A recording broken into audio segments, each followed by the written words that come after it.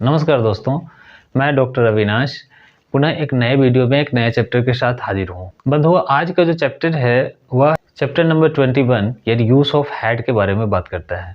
आइए देखते हैं इसका इस्तेमाल। हैड से हमारा परिचय नया नहीं है। हम लोगों ने पहले भी जब पिछला आपने चैप्टर देखा होगा या पिछला वीडियो देखा होगा यूज़ ऑफ हैज़ हैव, तो उसमें हम लोगों ने चर्चा करी। हैड एक्चुअली हैज़ हैव का पास्ट फॉर्म है अगर एक अर्थ में बात करें तो। और हैज़ हैव जैसा कि आप जानते हैं एक्चुअली प्राइमरी एक्जुलरी के अंतर्गत, यानी जो काइंड्स ऑफ वर्ब हम लोगों ने पढ़ा था उसमें हम लोगों ने दो तरह के वर्ब क्रियाएं देखी थी, एक्जुलरी और मेन वर्ब। और एक्जुलरी वर्ब में जो प्राइमरी एक्जुलरी देखा था उसमें हम लोगों ने हैज़ हैव और हैड की चर्चा करी थी। एक्चुअली वही हैड है।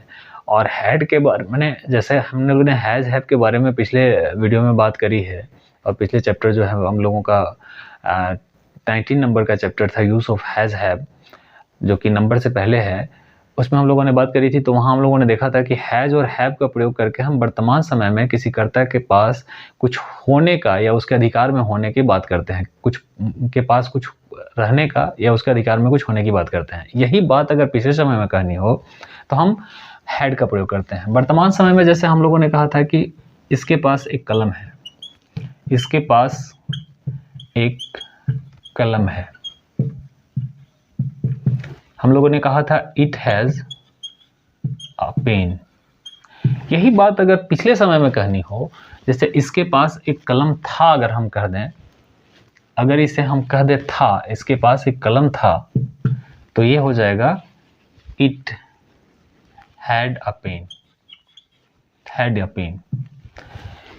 ये पिछले स्ट्रक्चर यानी यूज ऑफ हैज हैव की बात करें उससे और आसान इस मामले में है, क्योंकि आपने हैज हैव का जो स्ट्रक्चर देखा था उसमें आपने देखा था कि जो स्ट्रक्चर अफर्मेटिव का फॉर्म करता है वह है सब्जेक्ट प्लस हैज या हैव और प्लस नाउन और प्लस फुल स्टॉप। यहाँ हैज हैव का झंझट ही नहीं है, मतलब दो का टेंशन नहीं है। यहाँ पे अगर पास्ट की बात करें तो यह केवल हैड है, सब्जेक्ट प्लस हैड और प्लस नाउन, यानी यहाँ आपको थोड़ी और मुक्ति मिल गई। अफर्मेटिव का स्ट्रक्चर है तो हर किसी भी नाउन, कोई भी सब्जेक्ट हो, सब्जेक्ट के रूप में कोई भी हो, नाउन हो, प्रोनाउन हो, कोई भी हो, सिंगुलर हो, प्लूरल हो, हर स्थिति में तो आपको हैड ही लगाना है। तो पिछले समय में किसी कर्ता के पास कुछ होने या उसके अधिकार में कुछ होने के अर्थ में हम हैड का इस्तेमाल करते हैं। जैसे उसके पास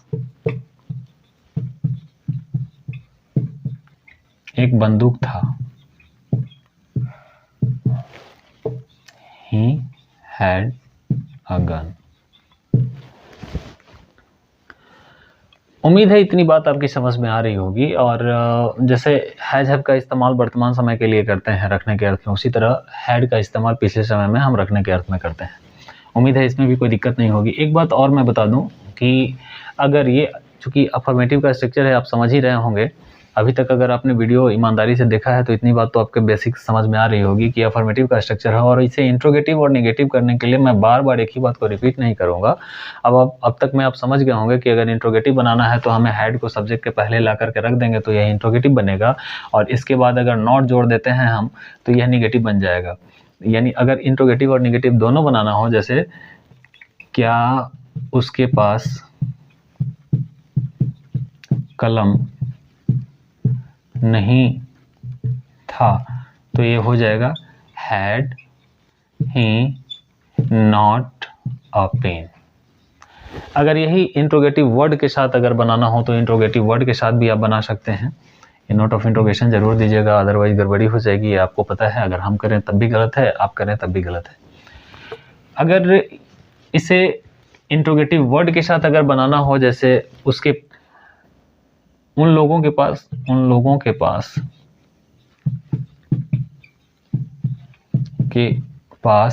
एक बंदूक क्यों था, तो क्या हो जाएगा, वाई। आपको पता है क्यों लगा हुआ है तो पहले आएगा तो वाई और एक्जुलरी उसके बाद तो why had they a gun. Note of interrogation अगर नहीं लगा हो तो उन लोगों के पास एक बंदूक क्यों नहीं था, अगर नहीं था हो जाए तो why had they not a gun, not a gun.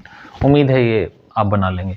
एक चीज़ जो यहाँ नोट के रूप में आपको समझाई गई है उसे भी आप समझ लें, और वो ये है कि उन लोगों के पास या हम लोगों के पास उन लोगों के पास लिखें, उन लोगों के पास बंदूक था।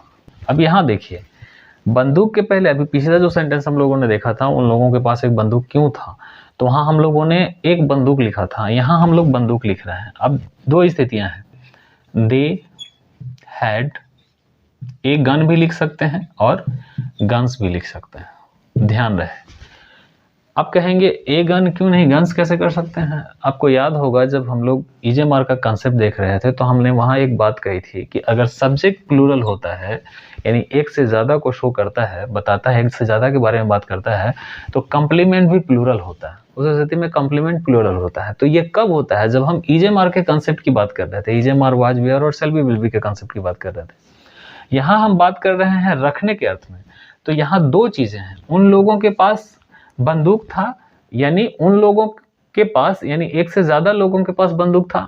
ये भी हो सकता है कि सारे लोगों के पास एक एक बंदूक हो, और यह भी ऑप्शन बन सकता है कि उन सारे लोगों के पास कलेक्टिव रूप से, यानी सामूहिक पत्ती के रूप में एक बंदूक हो।